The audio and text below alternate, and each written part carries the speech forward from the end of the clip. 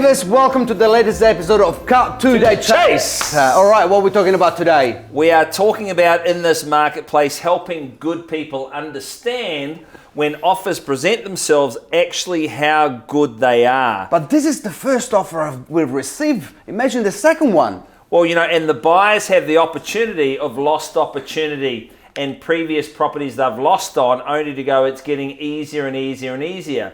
Vendors don't have the opportunity to come back and go, hey, can you get that buyer back again? Yep. Last year there was a better buyer. Now there's not, and that's the difference that I'm seeing. Our job is to get the very best result, but we get paid to get the result for vendors. I had an example on the weekend when I started the auction at $1 million. Our job is not to beat people, but to help them understand where a good offer is so they can move on with their lives.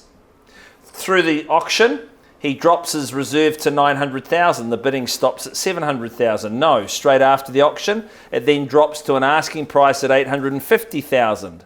A day later, he realized that that offer was a good offer. He then put the property on the market for 790, and it's now in contract for $760,000 because the agent and myself, we help them realize. And how many stories do you have, right?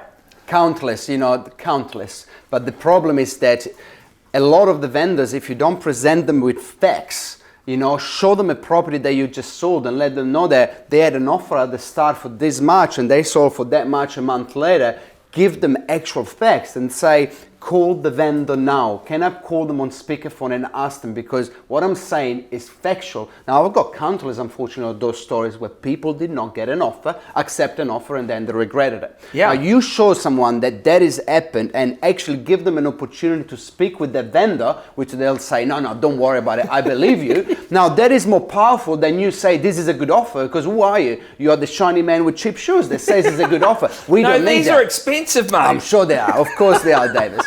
But you're right, it's guiding them through to make an informative decision.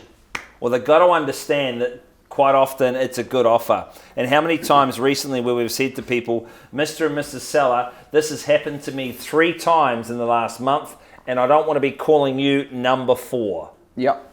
If I agree with you, 2 of us will be wrong.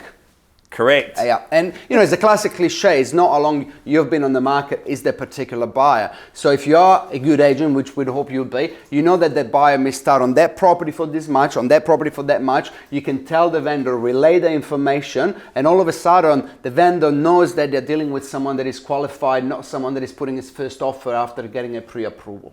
Yep. Have the information. Information is key, right? Deliver it in a way that you are helpful, and it comes down to that. Certainly does. Cut to the chase. See you next week. With bells on.